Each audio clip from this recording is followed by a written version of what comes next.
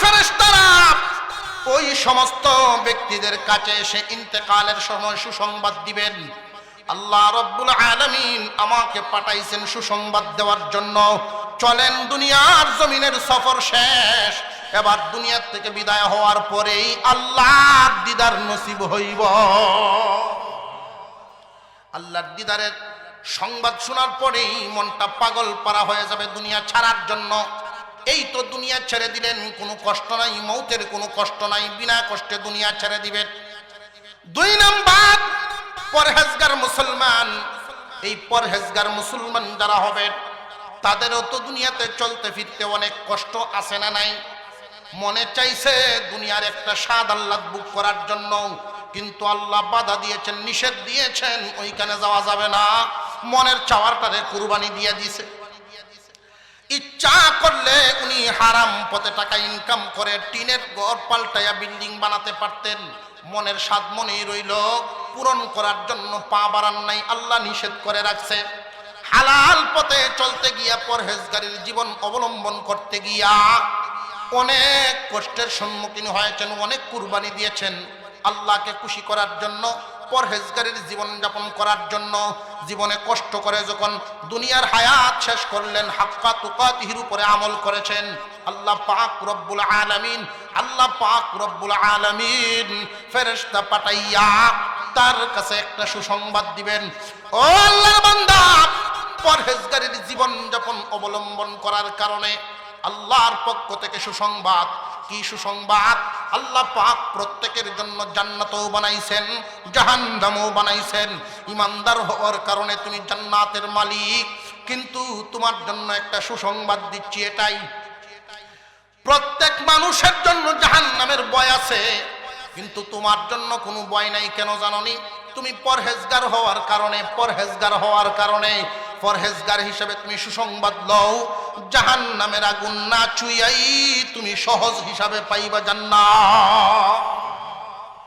জান্নাতের চিত্রটা যখন তার চোখের সামনে তুলে ধরা হবে, জান্নাত দেখতে দেখতে দুনিয়ার জমিন ছাড়বে, মুমিনের কোনো কষ্ট হবে না, মৌতের কোনো কষ্ট নাই। এই দুনিয়াতে দেখবেন কোনো মানুষ যখন হাত পা কেটে ফেলে তারে হাসপাতালে নেওয়া হয় সেলাই করার জন্য।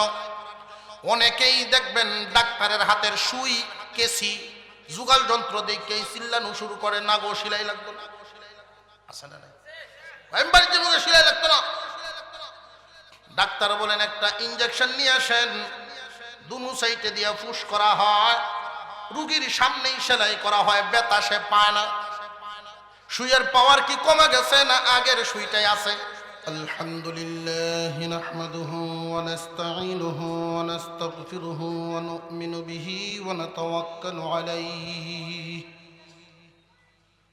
ওয়া নাউযু বিল্লাহি মিন শুরুরি আনফুসিনা ওয়া মিন সাইয়্যাতি আ'মালিনা। من يهده الله فلا مضل له ومن يضلله فلا هادي له ونشهد أن لا إله إلا الله وحده لا شريك له ونشهد أن سيدنا وسندنا وحبيبنا وحبيب ربنا ومولانا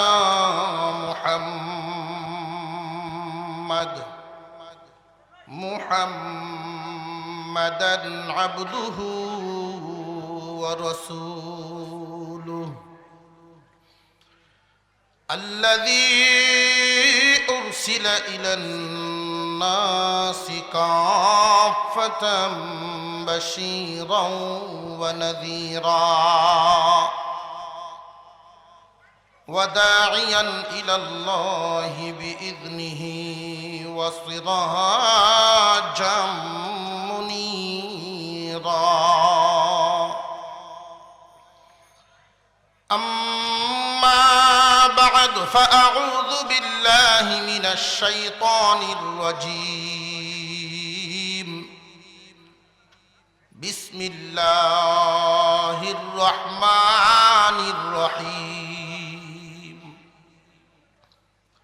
يا أيها الذين آمنوا اتقوا الله حق تقاته ولا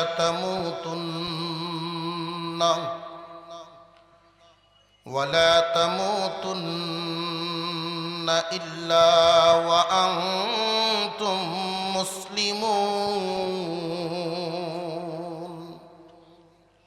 صدق الله العظيم وقال رسول الله صلى الله عليه وسلم تموتون كما تحيون وتحشرون كما تموتون وصدق رسوله النبي الكريم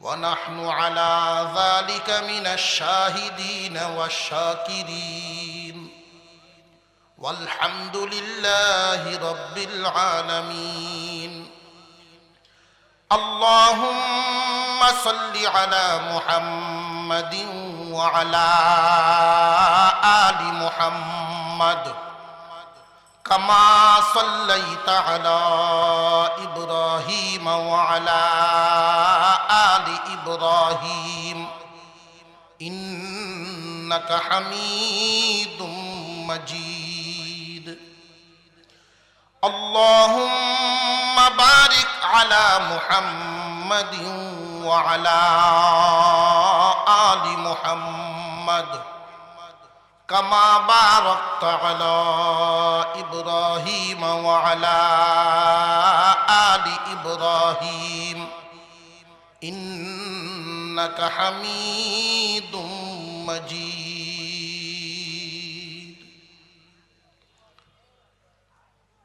সুনামগঞ্জ জেলাধীন ঐতিহ্যবাহী দ্বীনী প্রতিষ্ঠান দারুল হাদিস জামিয়া আমবাড়ি গোপালপুর হেফাজতে ইসলাম মাদ্রাসা কর্তৃক আয়োজিত 85তম বার্ষিক ওয়াজ মাহফিলের চলতি অধিবেশনের শ্রদ্ধাভাজন সভাপতি, উক্ত প্রতিষ্ঠানের সম্মানিত মুহতামিম হযরতুল আল্লাম হযরত মাওলানা আব্দুল মুসাব্বির সাহেব দামাত বরকাতুহুল আলিয়া, উপস্থিত হযরত উলামায়ে কেরাম, মুরব্বিয়ান ইযাম, সর্বস্তরের মুসলমান ভাইয়েরা, পর্দার আড়াল থেকে আলোচনা শুনছেন দিনদার ইমানদার মুসলমান মা ও বোনেরা, আল্লাহ পাকের কাছে শুকর আদায় করি পুরা এলাকা থেকে বাছাই করে করে আমাদেরকে আজকের এই দ্বীনী মজলিস জান্নাতের বাগানে অংশগ্রহণের তৌফিক দিয়েছেন, এজন্য বলি আলহামদুলিল্লাহ। এই জমিনের মধ্যে আল্লাহ যাকে যত বেশি পছন্দ করে তাকে দিয়েই পছন্দের কাজ করা। এই সমস্ত মজলিস জান্নাতের বাগান। নবীজির কাছে জিজ্ঞাসা করা হয়েছে, হুজুর জমিনে জান্নাতের বাগান কোনটি? আল্লাহর রাসূল বলেন, যেখানে কোরআন শিক্ষা হয়, কোরআনের আলোচনা হয়, এটাই জান্নাতের বাগান। মনে মনে আশা করতে পারি আল্লাহর কাছে, যেহেতু এই অত্র অঞ্চলের বহু মানুষ থেকে বাছাই করে আপনি আমাকে জান্নাতের বাগানে অংশগ্রহণ করার তৌফিক দিয়েছেন, এটা দুনিয়ার জান্নাত। আল্লাহর কাছে আশা করতে পারি আল্লাহ পাক আখিরাতেও আমাদেরকে জান্নাতের মালিক বানাবেন। আমি আপনাদের সামনে পবিত্র কোরআনুল কারীমের একখানা আয়াত, নবীজির একখানা হাদিস তিলাওয়াত করেছি। এই আয়াত এবং হাদিসকে সামনে রেখে কিছু আলোচনা করব। আল্লাহ যেন আমাদের সবাইকে আশা বসা অংশগ্রহণ করা কবুল করেন, বলুন আমিন। 85তম মাহফিল, 85 বছরের উপরে হয়ে গেল এই মাদ্রাসার বয়স।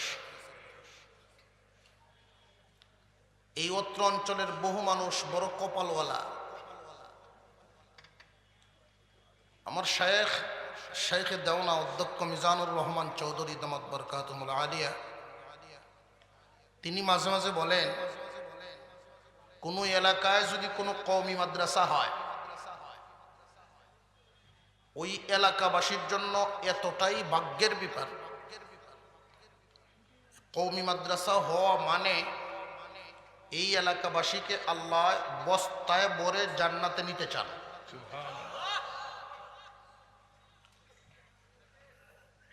আল্লাহ পাক চাইতেছেন এই এলাকাবাসীকে জান্নাতি বানানোর জন্য। কারণ এই মাদ্রাসা এখানে হওয়ার কারণে কোনো না কোনো ভাবে মাদ্রাসার সাথে আপনার একটা সম্পর্ক হয়েই যাবে। এই সম্পর্কটা কয় প্রকারের হয়, কিভাবে হয়, ইনশাল্লাহ সামনে বলবো। শুধু এই কথাটাই বলে শুরু করছি আমি, যে এলাকায় কোনো কওমি মাদ্রাসা থাকে, আল্লাহ চান এলাকাবাসীকে বস্তায় ভরে জান্নাতে নেওয়ার জন্য। আমি যেই আয়াত আপনাদের সামনে তিলাওয়াত করেছি, আল্লাহ পাক বলেন, ইয়া আইয়ুহাল্লাযীনা আমানুত্তাকুল্লাহ, হে ঈমানদারেরা আল্লাহকে ভয় করো, হাক্কা তুকাতিহি, ভয় করার মতো, ওয়ালা তামুতুন্না, কখনো মৃত্যুবরণ করবা না, ইল্লা ওয়া আনতুম মুসলিমুন, যতক্ষণ না তোমরা মুসলিম হয়েছ। আয়াতের শুরুতে আল্লাহ পাক ডাক দিলেন, ইয়া আইয়ুহাল্লাযীনা আমানু, হে ঈমানওয়ালা।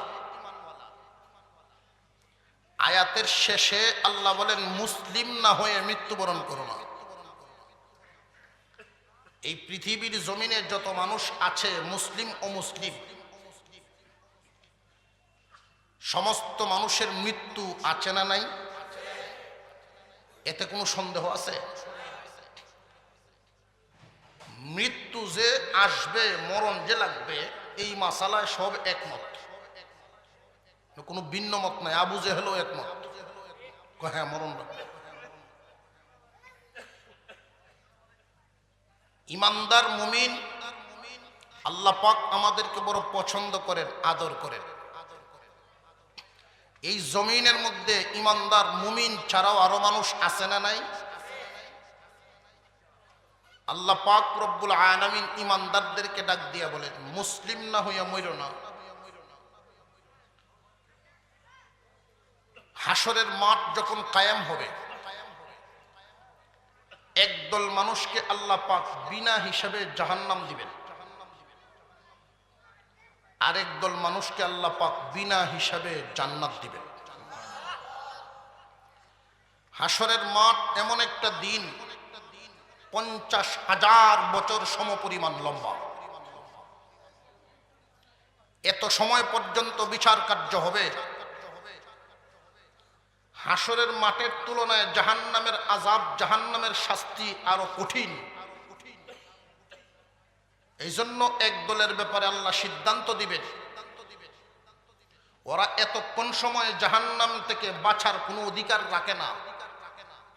এই হাসরের মাঠে এদেরকে রাখার প্রয়োজন পড়ে না, বিনা হিসাবে জাহান্নামে দিয়ে দাও। আরেক দল মানুষ ভিআইপি, স্পেশাল মানুষ, এই দুনিয়ার জমিনে জীবন যাপন করে আল্লাহকে এমন খুশি করে গেছেন, আল্লাহ এদের ব্যাপারে সিদ্ধান্ত দিবেন 50,000 বছর সমপরিমাণ লম্বা দিনে। এত সময় ভিআইপিদেরকে এখানে রেখে কষ্ট দেওয়ার প্রয়োজন পড়ে না। বিচার কার্য শুরুর আগেই তাদেরকে জান্নাতি বলে ঘোষণা করা হবে। হাসরের বিচারটা, হাসরের ময়দান আমাদের প্রত্যেকেই উপস্থিত হতে হবে না হবে না? কিয়ামতের কঠিন ময়দানে যারা বিনা হিসেবে জাহান্নামে যাবে ওরা কাফের, কুফফার, মুশরিক, বেঈমান। আল্লাহ পাক সমস্ত মুসলমানদেরকেই জান্নাত দিবেন, কিন্তু একসাথে না। আল্লাহ যে বললেন, হে ঈমানদারেরা, মুসলমান না হইয়া মৃত্যুবরণ করিও না। মুসলমান মুফাসসিরিনে কেরামের ভাষায় তিন প্রকার। এক নাম্বার গুনাহগার মুসলমান, দুই নাম্বার পরহেজগার মুসলমান, তিন নম্বরে ওলি মুসলমান। তিন প্রকার মুসলমানের মৃত্যুর হালতও হবে তিন প্রকার। কবরের অবস্থাও তিন প্রকার, হাসরের মাঠে এদের সাথে আচরণও হবে তিন প্রকার। একদল মানুষকে আল্লাহ পাক হাসরের মাঠে বিনা হিসাবে জান্নাত দিবেন, আরেক দল মানুষকে আল্লাহ তাআলা সহজ হিসাবে জান্নাত দিবেন। আরেক দল মুসলমানের জন্য হিসাব নিকাশ কঠিন হবে। বিনা হিসাবে কারা জান্নাতে যাবে আর সহজ হিসাবে কারা জান্নাতে যাবে, আর কাদের হিসাব নিকাশ খুব কষ্টকর, কঠিন হবে, এই আয়াতের ব্যাখ্যায় আলোচনা হবে ইনশাআল্লাহ। যারা যারা এখনো দাঁড়িয়ে আছেন, আল্লাহর ওয়াস্তে পিছনে অনেক জায়গায় খালি আছে। আল্লাহর ওয়াস্তে আপনারা প্যান্ডেলে বসে পড়েন, প্যান্ডেলের আদব রক্ষা করেন।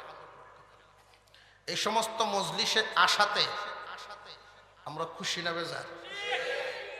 দুনিয়ার জমিনে মজলিস হয় দুই ধরনের, সমাবেশ দুই ধরনের হয়। কোন সমাবেশ দুনিয়াবি, কোনটা হইল দ্বীনি। দ্বীনি সমাবেশে অংশগ্রহণ করার লাভ অনেক বেশি। দুনিয়াবি সমাবেশে গেলেও কিছু লাভ হয়, তবে বেশ কম আছে। দুনিয়াবি সমাবেশে অংশগ্রহণ করলে একটা ফায়দার আশাই করে মানুষ। ওয়ার্ড লেভেলের, ইউনিয়ন লেভেলের নেতা কর্মীরা যখন বড় বড় সমাবেশে গিয়ে অংশগ্রহণ করে, তা আমরা দেখছি সাথে একজন লইয়া যায়, যে আমি যখন বড় নেতার সাথে হ্যান্ডশেক করবো, সাক্ষাৎ করবো, তুই টিফাতে দুইটা ছবি তুলবে। এই ছবিগুলো যখন ফেসবুকে ছাড়বো, তখন এলাকার মানুষ টের পাইব আমি কি জিনিস। আর আমার ভাবার সম্পর্কে মানুষের একটা ধারণা হইব। মানুষ বলবে আমি যদিও থাকি গ্রামে, আমার হাটটা হইল শহরে। তার এই মনের আশাটা পূর্ণ হইব কখন? ছবিটা তুলতে পারবে যখন। কিন্তু এর আগেই সমাবেশে গন্ডগোল লাগে না, লাগে না? কন্যা কন্যি কিলা কিলি যে শুরু হয়, পরে তো শেয়ার লইয়া ফিডা কারে কয়। তো সাথে যারা নিচেন জিগাইছে, কিরে ছবি তুলছস? হ্যাঁ, মোবাইলটাই তো হারাই আছে। 16,000 টাকা দামের মোবাইলটা তুই হারাইছস, এতটুকু হেফাজত করতারলি না? ওইটা কেমনে হেফাজত করবো? আমার নিজের শার্টের বোতাম ছিঁড়ে লাইছে 4টা, সেইটাই হেফাজত করতে পারছি না।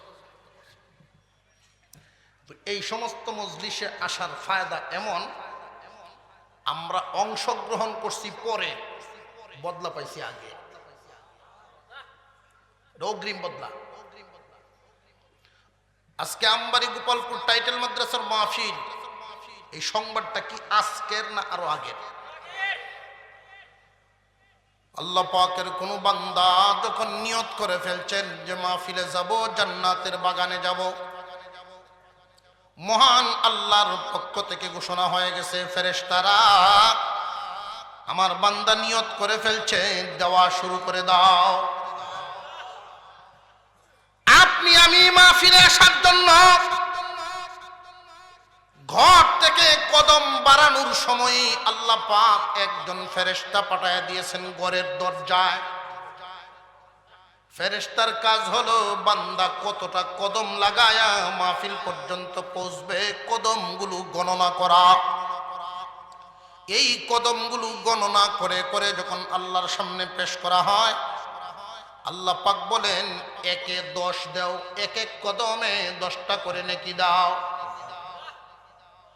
কেউ যদি 1000 কদম লাগায় এসে থাকেন তাকে 10,000 নেকি দিয়া দাও। কেউ যদি 2000 কদম দিয়া আসিয়া থাকেন তারে 20,000 নেকি দাও। যখন মানুষটা প্যান্ডেলের ভিতরে ঢুকে যায়, এই যে সামিয়ানা বাঁধা হয়েছে, এই সামিয়ানাটা হলো জান্নাতের বাগান। মনে রাখবেন বন্ধু, মনে রাখবেন মুসলমান ভাইয়ারা আমার, প্যান্ডেলের ভিতরটাই একটা নিয়ত করে বানা হয়েছে, এটা হলো জান্নাতের বাগান। আলেম উলামারা যে বলেন যে ভিতরে আসেন ভিতরে আসেন, এটা কারণ আছে, এমনি না। প্যান্ডেলের ভিতরে বসে যখন বান্দা আলোচনার শোনার জন্য তৈরি হয়ে যায়, ঢুকার সাথে সাথেই বান্দার জন্য একটা ঘোষণা হয়। আল্লাহ বলেন পিছনের সমস্ত সগীরা গুনাহ মাফ। লাভ আছে না নাই? আমরা আসছি পরে, বদলা ভাইছি আগে। বলতেছিলাম মুসলমান কয় প্রকার? 3 প্রকার। গুনাহগার মুসলমান, পরহেজগার মুসলমান, ওলি মুসলমান। এই 3 প্রকার মুসলমানের মৃত্যুর হালতও হবে 3 প্রকার। আলোচনা শোনার পরে সিদ্ধান্ত নিব যে আমি কোন প্রকারের মুসলমান হইয়া দুনিয়া ছাড়বার চাই। আল্লাহ পাক আয়াতের শুরুতেই তিনি ঘোষণা করেন, ইয়া আইয়ুহাল্লাযীনা আমানু, হে ঈমানওয়ালা, তুমি দুনিয়ার অন্য কোনো মানুষের মতো নও। তোমার কাছে অনেক দামি এক বস্তু আছে, যেই দামি বস্তুর নাম হলো ঈমান। ঈমান আনার কারণে তুমি জান্নাতি, ঈমান আনার কারণেই তুমি জান্নাতি হইবা। একজন ঈমানদারকে আল্লাহ পাক 10টা দুনিয়ার সমান একটা জান্নাতের মালিক বানাবেন। মহান মাওলা করিম কোন ঈমানদারকে জান্নাত দিবেন না এমন নাই, সব ঈমানদারকেই জান্নাত দিবেন। সামান্য ঈমান নিয়ে যদি দুনিয়া ছাড়তে পারে ওই মানুষটাকেও আল্লাহ পাক জান্নাত দিবেন। যাররা পরিমাণ ঈমান নিয়েও কেউ যদি দুনিয়া ছেড়ে দেয়, আল্লাহ পাক রব্বুল আলামিন তারও জান্নাতের মালিক বানাবেন। মহান মাওলা করিম প্রত্যেক ঈমানদারকে জান্নাতি বানাবেন, কিন্তু ক্রমান্বয়ে সবাই এক অবস্থায় জান্নাতে ঢুকবে না। এই জন্য আল্লাহ পাক আয়াতের শুরুতে তোমার গুরুত্ব বুঝাইছেন। তুমি কম দামানো, দামি মানুষ, তুমি জান্নাতের মালিক। রে জান্নাতের মালিক, এই দুনিয়ার জমিনে যতদিন জীবন যাপন করবা, আল্লাহকে ভয় করিয়া জীবন যাপন করবা। আল্লাহকে ভয় যে করবা, গুরুত্বের সাথে ঠিক মতো ভয় করবা, ভয় করার মতো ভয় করবা। মতটা কেমনে বুঝাবো? পৃথিবীর জমিনে একটা নিয়ম আছে, যদি আপনি একটা ঘর বানাইবার চান, মিস্ত্রিরে বলেন উত্তর পাড়ার অমুকের ঘরটার মতো বানায়া দাও। ঠিক তেমনি ভাবে আল্লাহ পাক রব্বুল আলামিন বুঝায় দিলেন, জমিনে যারা আল্লাহকে ভয় করে জীবন যাপন করে, ইতিহাস আছে বর্তমানেও আছে, যারা সত্যিকার ভাবে আল্লাহকে ভয় করে তাদের মতো তুমিও ভয় করো। ইয়া আইয়ুহাল্লাযীনা আমানুত্তাকুল্লাহা হাক্কা তুকাতিহি ওয়া লা তামুতুন্না ইল্লা ওয়া আনতুম মুসলিমুন। আল্লাহ পাক বলেন, হে দামি মানুষ, হে ঈমানওয়ালা, মানে জান্নাতের মালিক। সমস্ত ঈমানওয়ালারাই জান্নাতের মালিক, কিন্তু সমস্ত ঈমানওয়ালারা, সমস্ত মালিকরা একসাথে জান্নাতে ঢুকতে পারবে না। আল্লাহ রব্বুল আলামিন এই জন্যই আমাদেরকে পরামর্শ দেন, কেউ জান্নাতের মালিক হইয়াও জান্নাতে ঢুকবে বিনা হিসাবে, কেউ জান্নাতের মালিক হইয়াও জান্নাতে ঢুকবে সহজ হিসাবে, কেউ জান্নাতের মালিক হইয়াও জান্নাতে ঢুকবে বড় কঠিন হিসাবে। গুনাহগার মুসলমান, পরহেজগার মুসলমান, ওলি মুসলমান। আল্লাহ পাক রব্বুল আলামিন কাফিরদের ব্যাপারে উল্লেখ করেন নাই, শুধু বলিয়া দিলাম কাফিরদের ব্যাপারে কোনো আলোচনা নাই, ওরা তো চিরস্থায়ী জাহান্নামী। মুমিন মুসলমান তিন প্রকার: গুনাহগার মুসলমান, পরহেজগার মুসলমান, ওলি মুসলমান। একদল মানুষ জান্নাতের মালিক হইছে ইমানের কারণে, তার ইমান নিয়ে যদি দুনিয়া ছাড়তে পারে জান্নাতের মালিক হবে, কিন্তু এর পরেও তার হিসাব নিকাশ বড় কঠিন হবে। আর একদল মানুষ ইমান আনার কারণে জান্নাতের মালিক হইছে, জান্নাতের ভিতরে ঢুকবে বড় সহজ হিসাবে। আর একদল মানুষ জান্নাতের মালিক হইছে ইমান আনার কারণে, ওই মানুষগুলো জান্নাতে ঢুকবে বিনা হিসাবে। এখন আমরা চিনব গুনাহগার মুসলমান কারা, পরহেজগার মুসলমান কারা, আর ওলি মুসলমান কারা। এই তিন প্রকার মুসলমানের সংজ্ঞা বুঝবো, আমি কোন প্রকারে আছি এই বিচারটা করে ফেলব। যদি দেখা যায় যে আমি গুনাহগারের জীবন যাপন করি, তৈরি হয়ে যাব কঠিন হিসাবের জন্য। যদি দেখা যায় পরহেজগারির মধ্যে আছি, আল্লাহর শুকরিয়া আদায় করব, নিজেকে আরো অটল করব।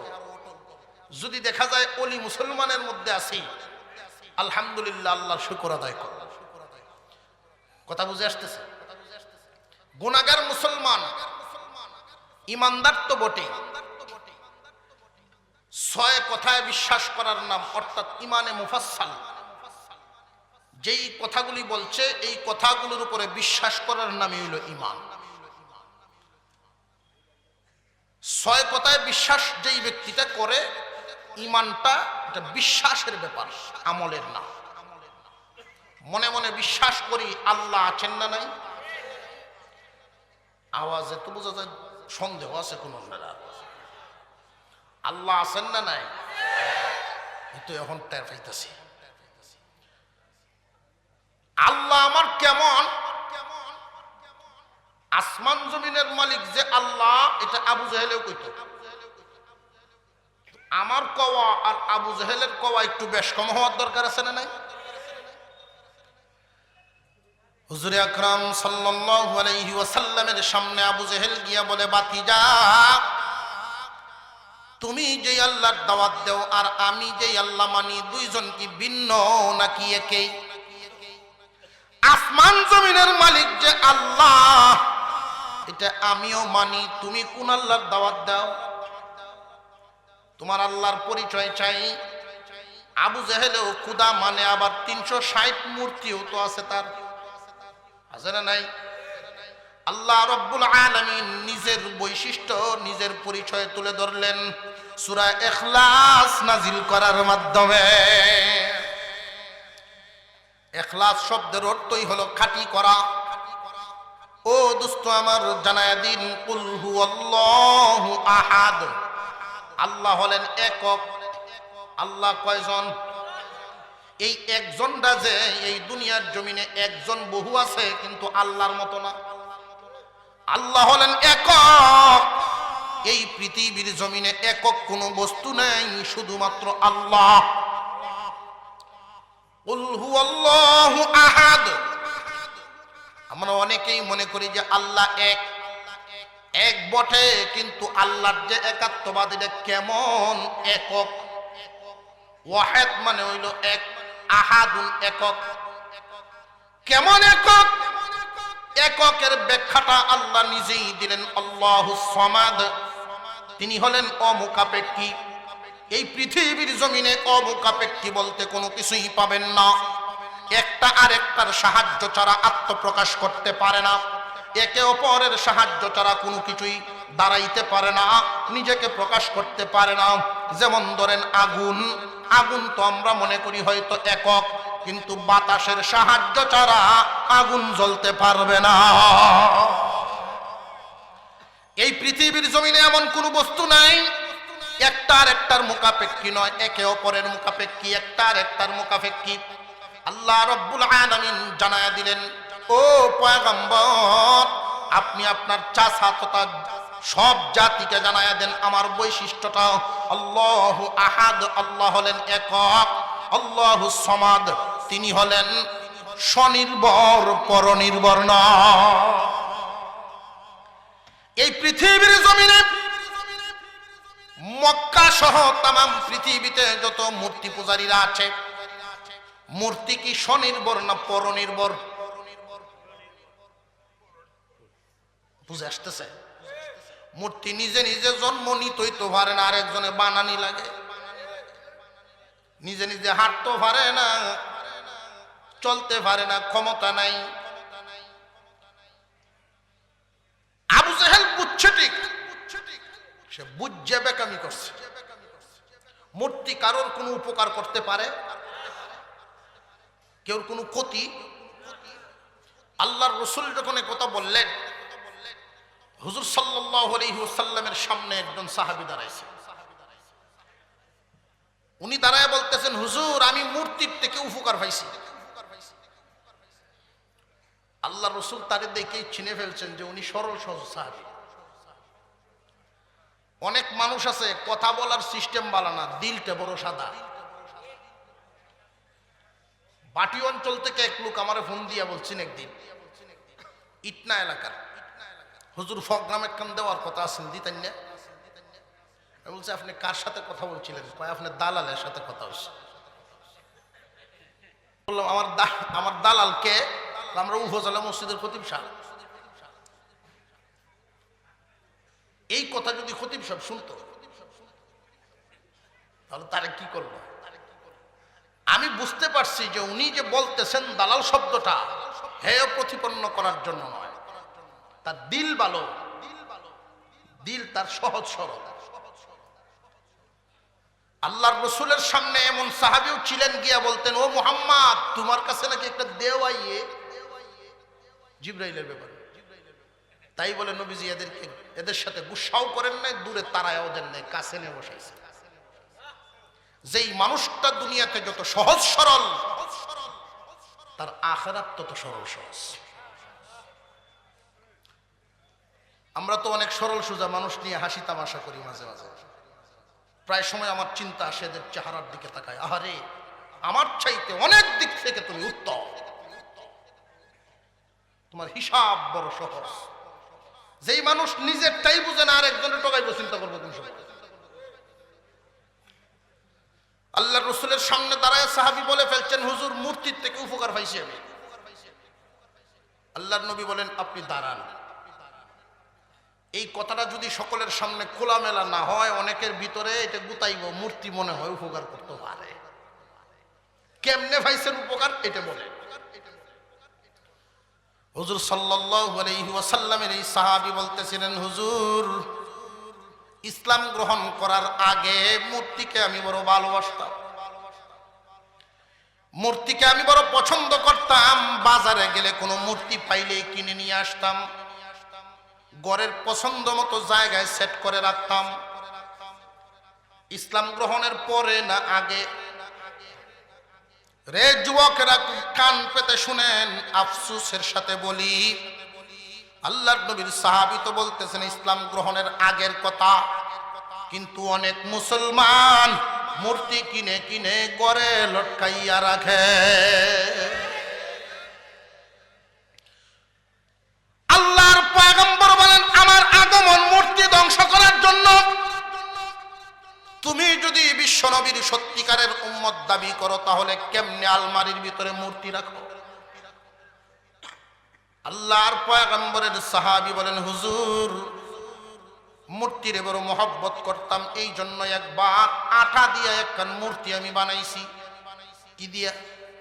গমের আটা। আটা দিয়ে মূর্তি বানাইয়া রুদ্রে শুকাইলাম, খুব যত্ন করে আমার ব্যাগও রাখতাম। যখনই মনে হয় আমার খুদারে আমি আদর করতাম, ব্যাগের ভিতরে রাখে। হঠাৎ একদিন মরুভূমির রাস্তা দিয়ে হাঁটতেছি, নাই কোনো দোকানপাট, নাই কোনো বাড়িঘর। ফেড হচ্ছে, হুজুর খিদা লাগছিল এই দিন আমার। ক্ষুধা নিবারণের কোনো বস্তু উপকরণ নাই, অবশেষে ব্যাগের ভিতরে ক্ষুধা বের করে খাইছিলাম। ফেডের ক্ষুধাটা কিছু নিবারণ হয়েছে, এই বুঝলাম যে মূর্তি একটু উপকার করছে। আল্লাহর রসুল বলেন, বুকা ক্ষুধা নিবারণ করার যে উপকার, এটা মূর্তি করছে না আদায় করছে? হুজুরে কর, মূর্তি যদি পাথরের হইতো, মাটি রইলে, হুজুর তাহলে তো পাথর রইলে তো কামড়ি দিলাম না, দাঁত ভেঙে গেল। মাটি রইলে খাওয়ান গেল না, আটার অন্য খাইছি, তাহলে উপকার তো মূর্তি করছে না আডা এনে করছে। হুজুর ওহন বুঝে লাইছে, হুজুর বুঝে লাইছে। সমস্ত ক্ষমতার মালিক একমাত্র এই বিশ্বাসটুকু আমাদের আছে না নাই? আল্লাহর ফেরেশতা আছে না নাই? আল্লাহ রাব্বুল আলামিন যেই কিতাব নাজিল করেছেন, কোনো ভুল আছে না? একদম নির্ভুল। তকদিরের ভালো মন্দ আল্লাহর পক্ষ থেকে এই বিশ্বাস আছে না নাই? সমস্ত নবীগণ যা বলেছেন সন্দেহ শুভ নাই, সব সত্য, এই বিশ্বাস আছে না নাই? কিয়ামতের কঠিন ময়দানে আল্লাহর সামনে দাঁড়াতে হবে, এই বিশ্বাসও আছে না নাই? একটাও কিন্তু চোখে দেখা যায় না, আল্লাহকেও দেখা যায় না, ফেরেশতাও দেখা যায় না, নবীগণকেও দেখি নাই। আল্লাহর কালাম জিবরাইল নিয়ে আসছেন, তাও দেখি নাই, শুনেই বিশ্বাস করেছি। তকদীর দেখা যায় না, পরকালও দেখি নাই, সবগুলো হলো গায়ব। এই গায়বের প্রতি বিশ্বাস করার নামই হলো ঈমান। এই ঈমানটুকু যার ভিতরে আছে, আল্লাহ বলেন তুমি অনেক দামি, জান্নাতের মালিক। একটু জোরে করুন না সুবহানাল্লাহ। এই জান্নাতের মালিক যারা, এদেরকে উদ্দেশ্য করে আল্লাহ বলেন, ইয়া আইয়ুহাল্লাযীনা আমানুত্তাকুল্লাহা হাক্কা তুকাতিহি ওয়া লা তামুতুন্না ইল্লা ওয়া আনতুম মুসলিমুন। হে জান্নাতের মালিক, আল্লাহকে ভয় করে দুনিয়ার জমিনে জীবন যাপন করবা। আল্লাহকে যে ভয় করবা, এটা মুখে করিও না, অন্তরে করবা। আল্লাহর ভয় আমাদের দিলের ভিতরে আছে না নাই? কার কার আছে একটু হাত তুলেন দেখি। মাশাআল্লাহ মাশাআল্লাহ, হাত লাগান। আপনার এলাকা গরুর বাজার আছে নি? আমবাড়ি ওই মাশাআল্লাহ। এই গরুর বাজারে যারা যায়, আমি গ্রাম অঞ্চলে বড় হয়েছি তো আমি জানি, এটা গরু কিনতে যায় তিন দল মানুষ। কেউ হাল চাষ করার জন্য গরু কিনে, কেউ দুধ খাওয়ার লাগিন গাবি কিনে গরু, কেউ বেশি দিন লালন পালন করে মুঠা তাজা বানায়া লাভ করার আশায় গরু কিনে। তো এক লোক গরু নিয়ে গেছে বাজারে, পাগড়িওয়ালা লোক, সত্যবাদী মানুষ, তবলিগী মানুষ। মুরব্বী গিয়ে দাঁড়ায় রয়েছেন, লোকেরা গিয়ে জিগায় আপনার গরু হালও কেমন চলে? কয় হালও, হাল জুড়লে যদি শুইতে পারে তুলন সম্ভব না। এরা কিনবো গরু গেছি। আরেক দল আইছে, চাচা আমার কোনো হাল চাষ নাই, শহরে থাকি, দুধ খাওয়া আমার শখ, দুধ কেমন দেয়? কয় আমি জানি না। কয় আপনার গরু বেচতে আনছেন না, জানেন না? কয় আমি একদিন দুধ কিরানি গিয়া এক লাত্তি খাইয়া এক সপ্তাহ হাসপাতাল আসলাম। এরাও বিদায়। আরেক দল আইছে, আপনার গরু কায় কেমন? দুধের দরকার নাই, আলের দরকার নাই, মুঠা তাজার করে কুরবানি সবাই চলে। সারাদিন বাচ্চা উচ্চে আপনি কিছু ঘাস আনিয়ে দিবেন, ইচ্ছা হইলে খাইব, নাও খাইতারে। এরাও বিদায়। তো প্রত্যেক বাজারও দেখবেন বাট্টিয়া তার ফাঞ্জেল ফতুয়ার মতো ফিন্দে, বড় বড় পকেট, এরকম কিছু লোক থাকে। আমরা এলাকাত কয় গরুর দালাল। এরকম কিছু লোক আপনার এলাকা তো আছে না? এই জাতের এক লোক আইছে, চাচা জীবন কাটাইবেন এই না খারইয়া গরু বেচতে থাকবে, আমার কাছে দেন। ভাই সব এই গরু হাল জুড়বেন ডাইনে দিয়া।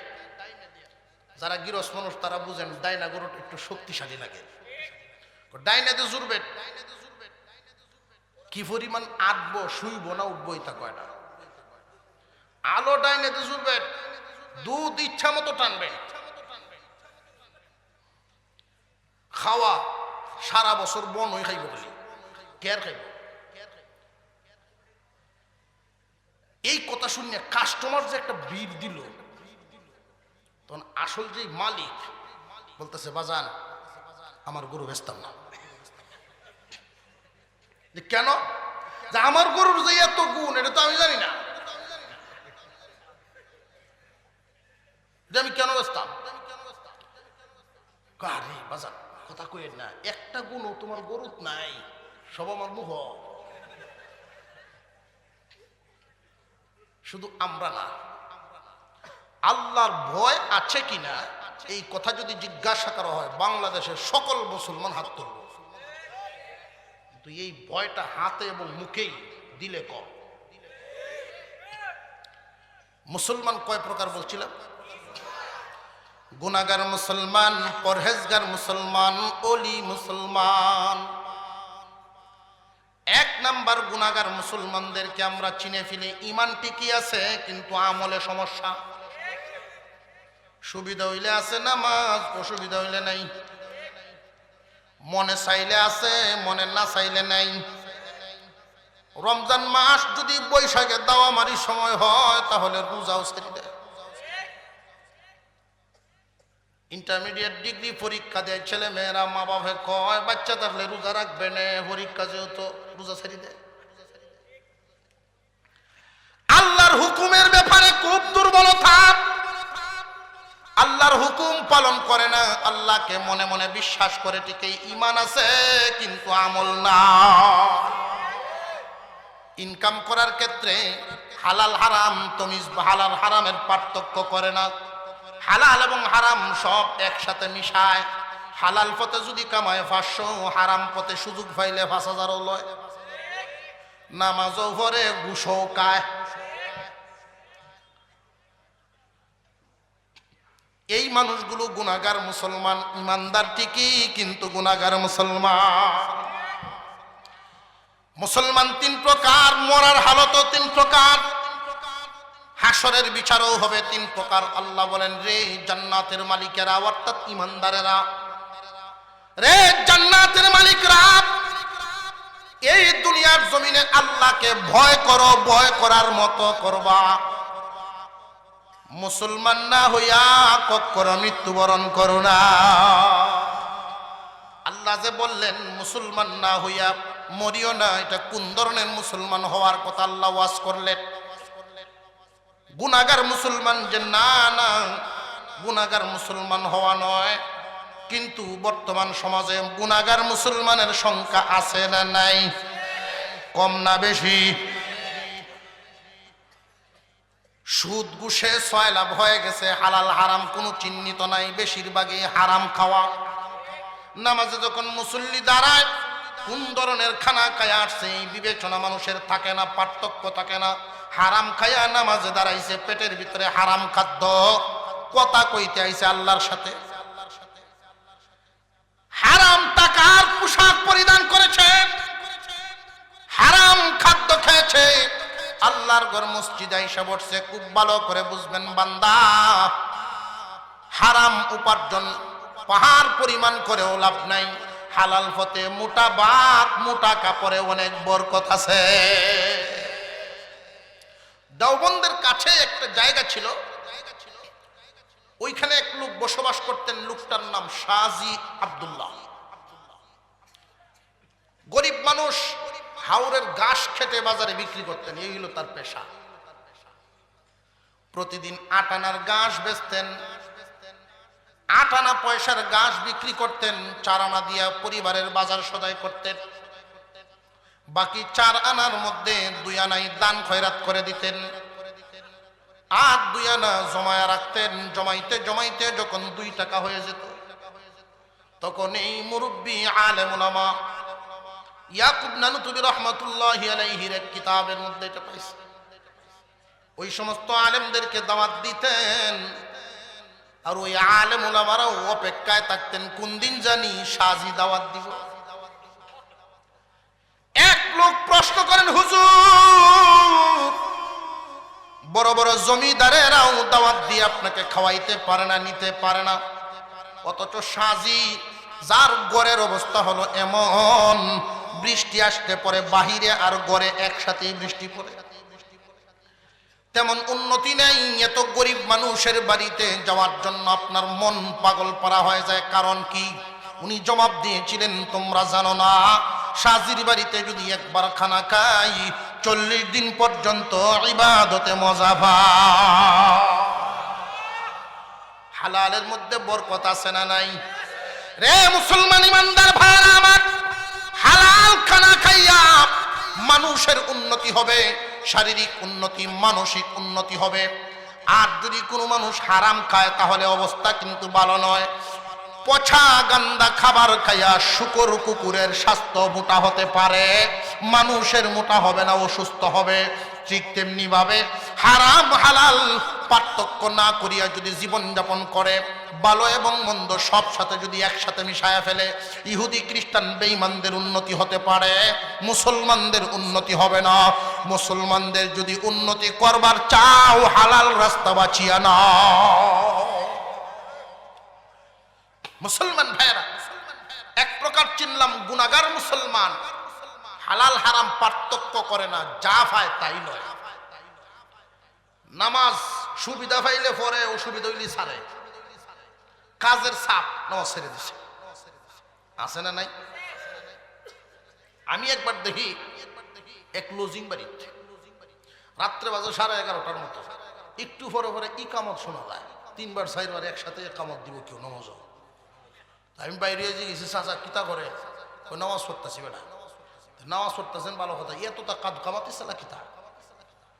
সারাদিন যে নামাজ পড়তেছি না, হজর ভরে ইসলাম, সারাদিনের কাদ কামাতেছে না, সব এক কান করে দিছে কাজের চাপে। অথচ যখন কাজ নাই, আগের কাতারের মুসল্লি, কাজ আছে নামাজ ছেড়ে দিছে। গুনাহগার মুসলমান মোটামুটি আমরা চিনলাম না চিনলাম না?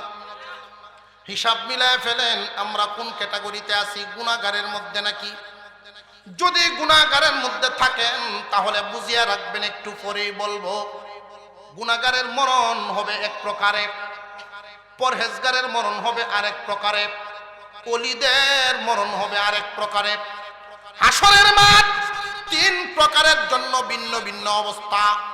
সবাই জান্নাতের মালিক, ইমানদার মানেই জান্নাতের মালিক, কিন্তু একসাথে ঢুকতে পারবে না, অবস্থা হবে ভিন্ন ভিন্ন। আল্লাহ পাক এই জন্য বলেন, রে জান্নাতের মালিকেরা, সত্যিকারের মুসলিম হইয়া তারপরে দুনিয়া ছাড়ো।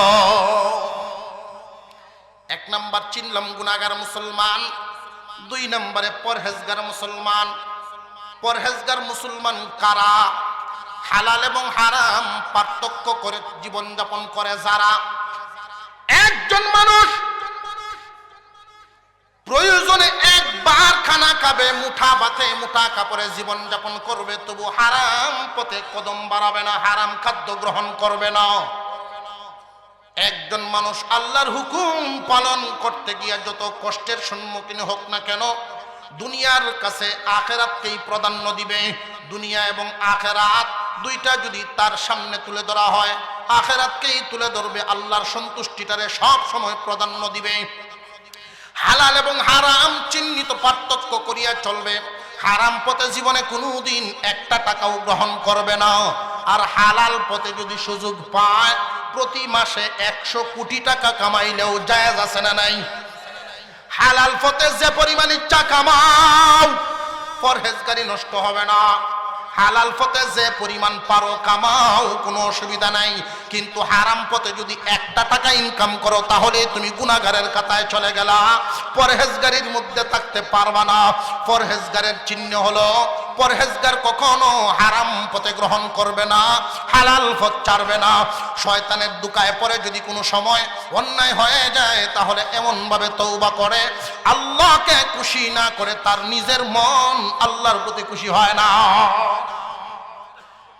এই মানুষটা শান্ত হয় না আল্লাহকে খুশি না করে, এমন কান্নাকাটি করে আল্লাহকে খুশি না করে সেও খুশি হয় না। এই মানুষগুলো পরহেজগার। পরহেজগারের জীবন যাপন করা কি সহজ না কঠিন? হালালকে হালাল জানিয়া, হারামকে হারাম জানিয়া জীবন যাপন করা। খুব ভালো করে বুঝবেন, গুনাহগার মুসলমান চিনলাম, হালাল হারাম পার্থক্য করে না। পরহেজগার মুসলমান চিনলাম হালাল হারাম পার্থক্য করিয়া চলে। হালাল পথে ইচ্ছা করলে জীবন যাপন করতে গিয়া কয়েকতলা বিল্ডিং বানাবে, এসি রুমে থাকবে, সুখ শান্তি যা ইচ্ছা দুনিয়ার সুখ শান্তি আল্লাহ দেন, হালাল পথে গ্রহণ করবে, জীবনে কোনোদিন হারাম পথে কদম বাড়াবে না। এই লোকটা পরহেজগার, তারে গুনাহগার বলা যাবে না। এই পরহেজগার মানুষটার দুনিয়ার জমিন থেকে বিদায় হওয়ার সময় আল্লাহ পাক রব্বুল আলামিন আচরণ করবেন আরেক ধরনের। 3 নাম্বার ওলি মুসলমান। 3 নম্বরে ওলি মুসলমান। ওলি মুসলমান কারা খুব ভালো করে চিনে রাখবেন। বর্তমান জামানায় ওলি মুসলমানের সংজ্ঞা দিলে পরে সংখ্যায় খুব কম মিলে, নাই যে এমন নয়, ওলি মুসলমান আছে। ওলিদের সংজ্ঞা বর্ণনা করতে গিয়ে উলামায়ে কেরাম বলেছেন যে 1 নাম্বার গুণটা হলো হুব্বে দুনিয়া, দুনিয়ার লোভ থাকবে না, দুনিয়ার লোভ লালসা থাকবে না। হালাল পথে দুনিয়া কামানো জায়েজ আছে না নাই? আরো জোরে কোন। পরহেজগার যারা আছেন হালাল পথে কামাই করবেন, কিন্তু ওলি মুসলমানেরা হালাল পথে দুনিয়া কামানোর লোভ লালসা করে না। এই ওলি মুসলমান আমি একজন দেখছিলাম, হবিগঞ্জের বানিয়াচং বাড়ি ছিল না, ফুলমে হাবিজ সাহেব হিসেবে সবাই চিনতেন, দেওবন্দের বড় আলেম, অথচ হাবিজ সাহেব হিসেবে জানতেন মানুষ। উনি এত বড় একজন হাকিম ছিলেন, কোন গাছের পাতা দিয়া কি ঔষধ হয় এটা উনি জানতেন। আমি এমন লোকও দেখছি, আমি যে মাদ্রাসায় পড়তাম, মাদ্রাসায় হুজুর 85 বছর বয়স, বুড়া মানুষ, কিডনির দুটোটা ডিমেস, গাছের পাতার রস দিয়া, গাছের পাতার রস দিয়ে যে উনি ট্যাবলেটটা বানায় দিতেন, এটা খায়া বুড়া মানুষ জন হইতো। আপনারা অনেকে নিয়ে আবার পূজা শুরু হলেন, এবারটা দেখি আবার পাইছেন না, মারা গেছেন, আল্লাহ জান্নাতবাসী করুক, বলুন আমিন। বুড়া মানুষের মধ্যেও যৌবন ফিরে আসতো, শক্তি সামর্থ্য সব, ক্যান্সার ভালো হয়ে যেত। এত বড় হাকিম ছিলেন, কিন্তু সমস্যাটা ছিল উনি এক রোগীর কাছে ওষুধ বিক্রি করলে যেই টাকার বিক্রি করেন, এই টাকা খরচ হওয়ার আগ পর্যন্ত দ্বিতীয় রোগীর সিরিয়াল নেই। হামদর্দ কোম্পানির লোকের আইসে ওনার বাড়িতে, হুজুর চেয়ারে বসে থাকবে, দেখায় দিবেন কোনটা কি করতাম, বেতন 3 লাখ, দেখায় দিবেন পর্যন্ত এরা বসায় রাখছেন। যেই কইছে বেতন 3 লাখ, একটা দৌড়ান দিছে। উনি এইরকম মানুষ, ওলি মুসলমান। উনি কি ইচ্ছা করলে প্রতি মাসে 1 কোটি কামাতে পারতেন না? নেই।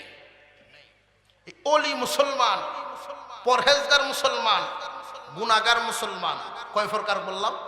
3 প্রকার। এই 3 প্রকার মুসলমানের মৃত্যুর হালতও হবে 3 প্রকার। 3 প্রকার মুসলমানকে আল্লাহ পাক সুসংবাদ দিবেন, তবে 3 ধরনের। গুনাহগার মুসলমানকে দুনিয়ার জমিন থেকে বিদায় দেওয়ার সময় আল্লাহ পাক এক ধরনের সুসংবাদ দিবেন। পরহেজগার মুসলমানকে দুনিয়ার জমিন থেকে বিদায় দেওয়ার সময় আরেক ধরনের সুসংবাদ দিবেন।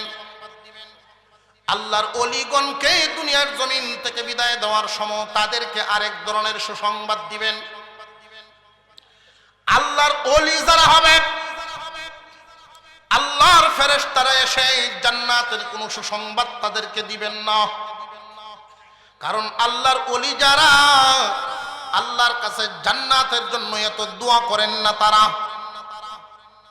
বহু ওলিগণের জীবনীতে পাওয়া যায়, ওনারা যখন দোয়া করতেন বলতেন, আল্লাহ কেন বানাইছেন আপনি জানেন, আল্লাহ কেন বানাইলাম তুমি জানো, যদি জাহান্নামে দিয়ে দাও তোমার কাছে একটা দরখাস্ত করি গো, ওইখান থেকেও যেন তোমারে দেখা যায়। আল্লাহর ওলিগণ আল্লাহর কাছে জান্নাত চাইতেন না, শুধু আল্লাহকে চাইতেন। দেখছেন আবার কালকে থেকে নিয়ে আপনারও শুরু হয়ে দিন এই দোয়া যে জান্নাত চাই না। তাদের দরজা আর আমরা দরজা বহুত বেশ কম আছে। 2 যুবকে বিয়া করছে, 2 বন্ধু, দুই বান্ধবীর, একটা কালা একটা সুন্দর। তো সুন্দর বেশি যে জামাই ফোন দিছে আয়া বড় বাড়ি, বাপের বাড়ি তার কত থাকবা?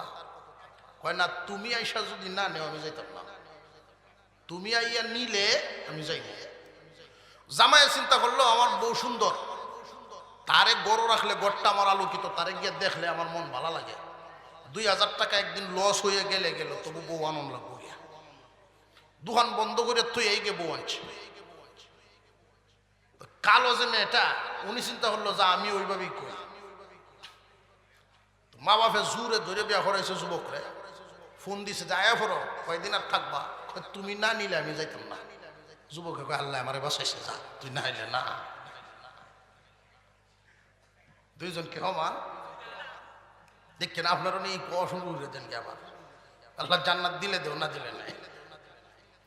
আল্লাহর ওলিগণ সারাটা জিন্দিগি কাটাইছেন আল্লাহকে খুশি করার জন্য।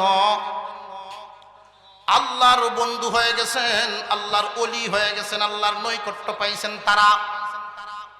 আল্লাহর ফেরেশতারা ওই সমস্ত ব্যক্তিদের কাছে এসে ইন্তেকালের সময় সুসংবাদ দিবেন। আল্লাহ রব্বুল আলামিন আমাকে পাঠাইছেন সুসংবাদ দেওয়ার জন্য। চলেন, দুনিয়ার জমিনের সফর শেষ, এবার দুনিয়ার থেকে বিদায় হওয়ার পরেই আল্লাহর দিদার নসিব হইব। আল্লাহর দিদারের সংবাদ শোনার পরেই মনটা পাগল পারা হয়ে যাবে দুনিয়া ছাড়ার জন্য। এই তো দুনিয়া ছেড়ে দিলেন, কোনো কষ্ট নাই, মৌতের কোনো কষ্ট নাই, বিনা কষ্টে দুনিয়া ছেড়ে দিবেন। 2 নাম্বার, পরহেজগার মুসলমান। এই পরহেজগার মুসলমান যারা হবেন, তাদেরও তো দুনিয়াতে চলতে ফিরতে অনেক কষ্ট আছে না নাই? মনে চাইছে দুনিয়ার একটা স্বাদ আল্লাহ বুক করার জন্য, কিন্তু আল্লাহ বাধা দিয়েছেন, নিষেধ দিয়েছেন, ওইখানে যাওয়া যাবে না। মনের চাওয়ারটারে কুরবানি দিয়ে দিছে।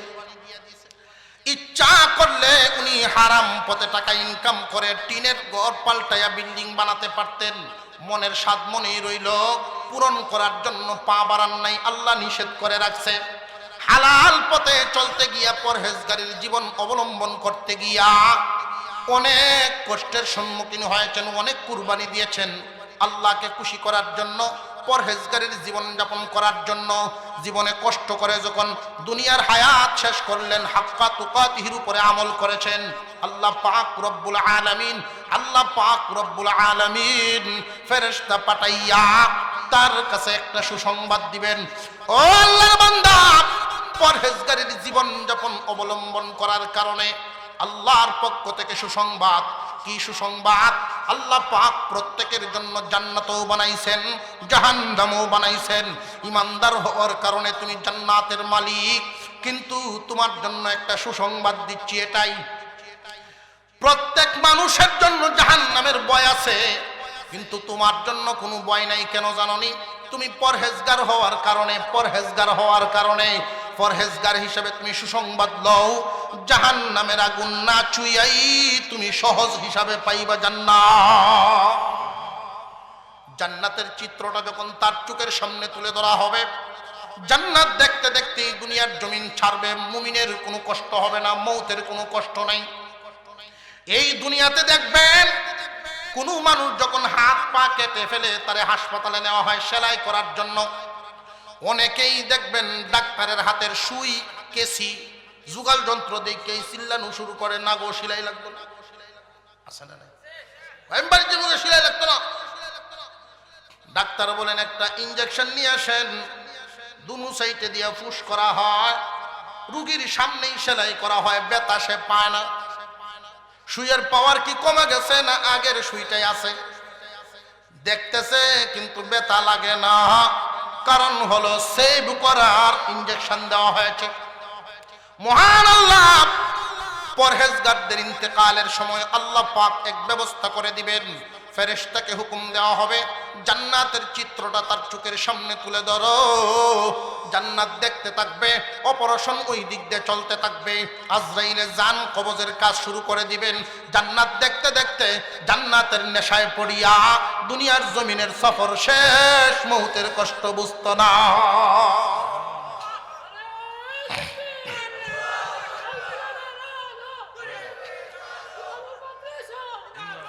ইয়া আইয়ুহাল্লাযীনা আমানুত্তাকুল্লাহা হাক্কা তুকাতিহি ওয়ালা তামুতুন্না ইল্লা ওয়া আনতুম মুসলিমুন। আমিন বলেন। হে ঈমানদার, আল্লাহকে ভয় করো, ভয় করার মতো করো। সত্যিকারের মুসলমান না হইয়া মৃত্যুবরণ করিও না। মুসলমান কয় প্রকার? আরো জোরে। 1 নাম্বার গুনাহগার মুসলমান, 2 নম্বরে পরহেজগার মুসলমান, 3 প্রকারে হইল ওলি মুসলমান। ওলি মুসলমান মরে গেল, দুনিয়ার জমিন ছাড়লেন, মৃত্যুর সময় সুসংবাদ আল্লাহর দিদার।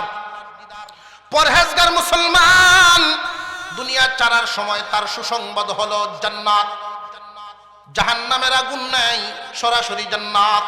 সহজ হিসেবে দুনিয়ার জমিন থেকে বিদায় হইয়া জান্নাত পাবে। হাসরের ময়দানে কোনো কষ্ট নাই, সহজ হিসাবে জান্নাত। 3 নাম্বার গুনাহগার মুসলমান, তাদের জন্য একটা সুসংবাদ আছে। কি সুসংবাদ? এই দুনিয়ার জমিন ছাড়ার আগে আল্লাহর ফেরেশতা এসে তার কানে কানে বলবে, আল্লাহ পাক রব্বুল আলামিন প্রত্যেকটা মানুষের জন্য জান্নাতও বানাইছেন, জাহান্নামও বানাইছেন। রে গুনাহগার মুসলমান, ঈমানদার হওয়ার কারণে চিরস্থায়ী জাহান্নাম থেকে তুমি মুক্তি পাইলা। ঈমানদার হওয়ার কারণে চিরস্থায়ী জাহান্নাম থেকে তুমি মুক্তি পাইছো। তবে গুনাহগারের জীবন যাপন করার কারণে জাহান্নামে তোমাকে জ্বলতে হবে। জাহান্নামে জ্বলবা তুমি কি পরিমাণ অপরাধ কামাইছো, যেই পরিমাণ। জাহান্নামে জ্বলবা তুমি কি পরিমাণ অপরাধ করেছো, যেই পরিমাণ।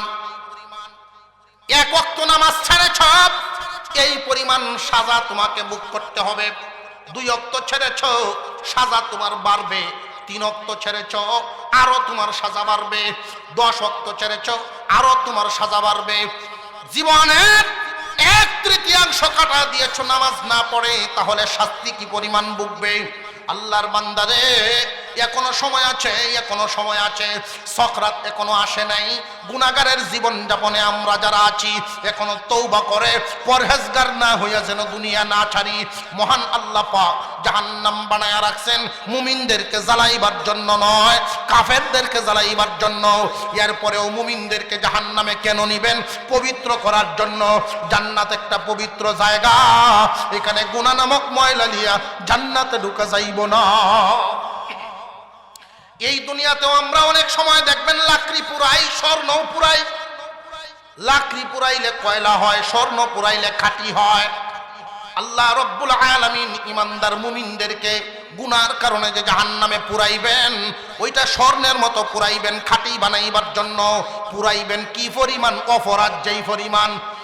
আল্লাহর বান্দারা এই দুনিয়ার জমিন থেকে গুনাহ মুক্তি হইয়া তওবা করেন, গুনাহ মুক্ত জীবন যাপন শুরু করেন, পরহেজগারের জীবন যাপন শুরু করেন। আল্লাহর কাছে দোয়াও করবেন, চেষ্টাও করবেন, দোয়াও করবেন, চেষ্টাও করবেন। আল্লাহ, যদিও ওলি হইতে না পারি গো, পরহেজগার বানায়া দুনিয়া ছাড়াইবা। পরহেজগার হয়ে যদি দুনিয়া ছাড়তে পারে, কিয়ামতের কঠিন ময়দানে মুসলমান কয় প্রকার বলছিলাম? গুনাহগার, পরহেজগার, ওলি, এই 3 প্রকার মুসলমানের হাসরের ময়দানে। আবার বুঝেন, গুনাহগারের হাসরের ময়দান হবে খুব কঠিন। অপরাধ যে পরিমাণ, সাজা ভুগতে হবে সেই পরিমাণ। আল্লাহর ওলি মুসলমান বিচার কার্য শুরু হওয়ার আগে বিনা হিসেবে জান্নাত। একদল যাবে বিনা হিসেবে জান্নাতে, আর একদল যাবে সহজ হিসাবে জান্নাতে, আর একদল যাবে কঠিন অপরাধ যে পরিমাণ সাজা ভুগবে সেই পরিমাণ।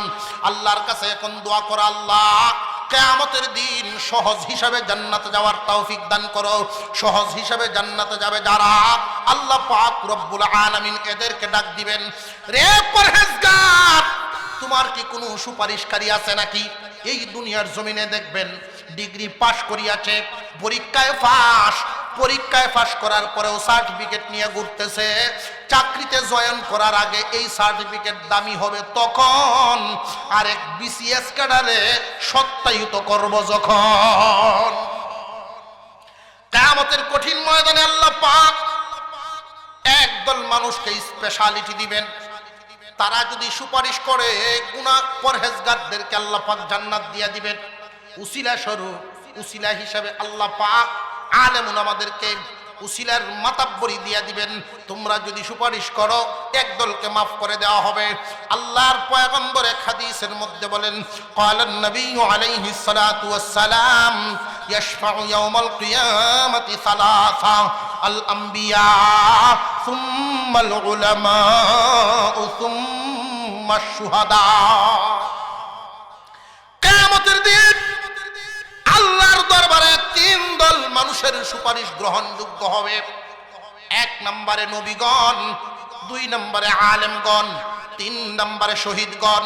তিন দল মানুষ যদি সুপারিশ করেন ওই দিন তার পক্ষে সুপারিশ মঞ্জুর হয়ে যাবে।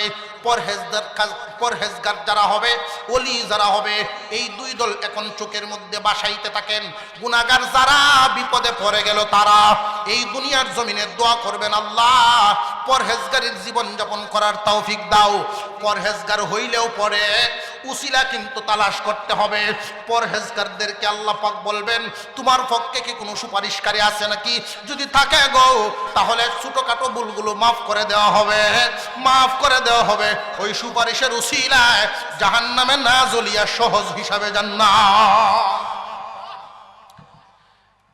সুপারিশকারী উলামায়ে কেরাম, হক্কানি উলামায়ে কেরাম যদি সুপারিশ করে, এই সুপারিশকারীদের মধ্যে চার দল পাওয়া যায়। সুপারিশকারী যারা হবে চার দল পাওয়া যায়।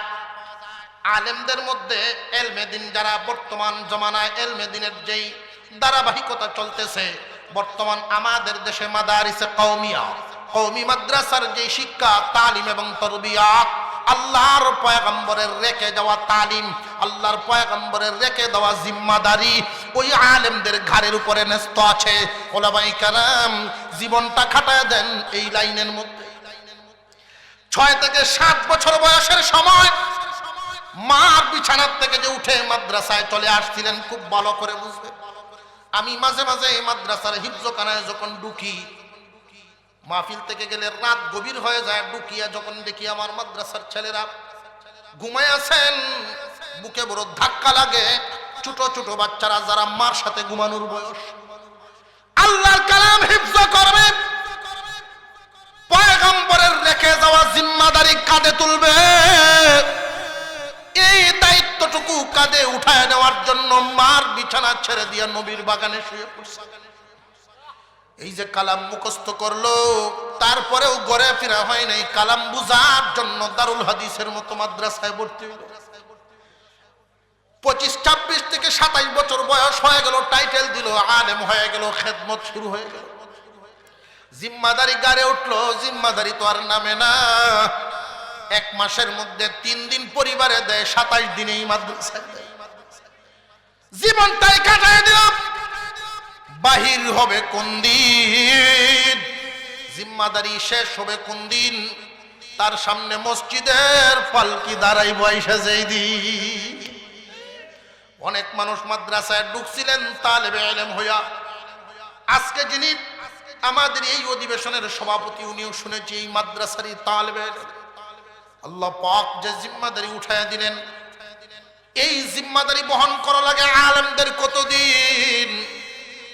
এই দুনিয়ার জমিনে বেঁচে আছে যতদিন, জিম্মাদারি তো শেষ হয় না, পয়গম্বরের রেখে যাওয়া জিম্মাদারি।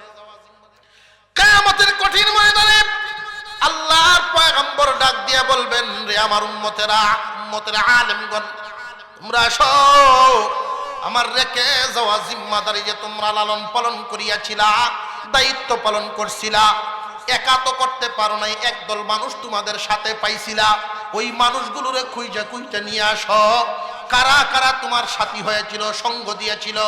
এই সঙ্গ দেনেওয়ালা মানুষগুলোরে ভাগ করেছেন 4 ভাগে। একদল মানুষ কোরআন পড়াইছে, আর একদল মানুষ কোরআন পড়ছে। একদল মানুষ কোরআন পড়ানোর ব্যবস্থা করিয়া দিছে, আর একদল মানুষ ব্যবস্থা করে দেওয়ার মতো তৌফিক নাই, মনে মনে দোয়া করছে।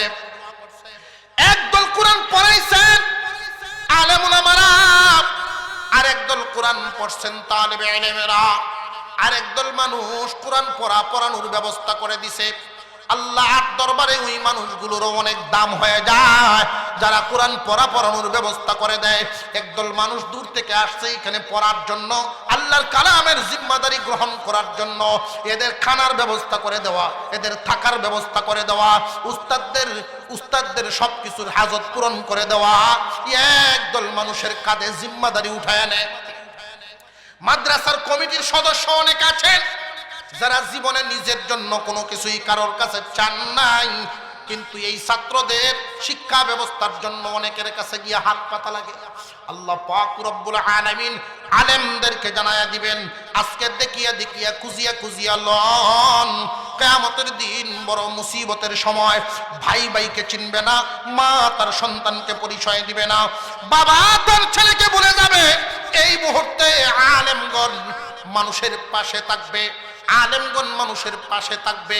এই জন্য আপনার আমার নবী বলেন, কুন আলিমান আও মুতাআল্লিমান আও মুঈনান আও মুহিব্বান ওয়ালা তাকুন খামিসা।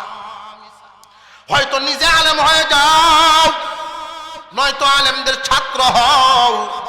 তাও যদি হইতে না পারো তাহলে আলেমুল আমাদের কাজের মধ্যে সাহায্যকারী হয়ে যাও। কিয়ামতের দিন নাজাতের মাধ্যম পাইবা, সহজ হিসাবে পার হতে পারবা। যদিও তুমি জান্নাতের মালিক বলি আল্লাহ ডাক দিছেন, কিন্তু তিন প্রকার আছে। একদল তো বিনা হিসাবেই চলে যাবে, আর একদল সহজ হিসাবে যাবে। সহজ হিসাবে যাওয়ার জন্য আল্লাহর দরবারে আমাদের নিয়ত আছে না নাই? আল্লাহ যেন আমাদেরকে সহজ হিসাবে জান্নাতের মালিক বানায় দেন। চিৎকার দিয়ে বলেন আমিন। ওই দিন আল্লাহর দরবারে সুপারিশ করবেন উলামায়ে কেরাম। আপনাদের কপাল ভালো বলছিলাম, মনে আসেনি? মাদ্রাসা হইছে এখানে, আল্লাহ চাইতেছেন বস্তাত ভরে জান্নাত নেওয়ার জন্য। শুরুতে বলছিলাম কথাটা কেমনে? নূহ আলাইহিস সালামের কিস্তির মতো মাদ্রাসা, কওমি মাদ্রাসা। নূহ আলাইহিস সালামের কিস্তিতে যারা উঠছেন তারাই নাজাত পাইছে। এই মাদ্রাসাগুলোতে থাকার মতো আম মানুষদের জন্য দুই পদ্ধতি। আলেম উলামা একদলে কোরআন পড়বে আর একদল পড়াইবে। আম মানুষ যারা আছেন, জনসাধারণের জন্য দুই পদ্ধতি। এক পদ্ধতি হইল পড়ানোর মধ্যে সার্বিক সহযোগিতা করা। কোন কোন মানুষ আছেন নিজের সন্তানদের বরণ পোষণ করতে পারছেন না, তার মনে কান্দে, আল্লাহ যদি থাকতো দিতাম। আল্লাহ পাক এদের জন্য একটা ব্যবস্থা রাখছেন, তারা যেন মাদ্রাসার সকল জরুরত পূরণ হওয়ার জন্য দোয়া করে। এক দলে সহযোগিতা করবে আর এক দলে দোয়া করবে। জনসাধারণ যারা আছেন দুই দলের যে কোনো একটায় থাকতে রাজি আছেন না নাই? হয়তো সহযোগী হবেন, না হয় দোয়া করবেন। রাজি আছি তো ইনশাআল্লাহ? আমি এখনই পরীক্ষা করব, যারা সহযোগিতা করবে তাদের জন্য দোয়া করব, মাদ্রাসার জন্য দোয়া করব।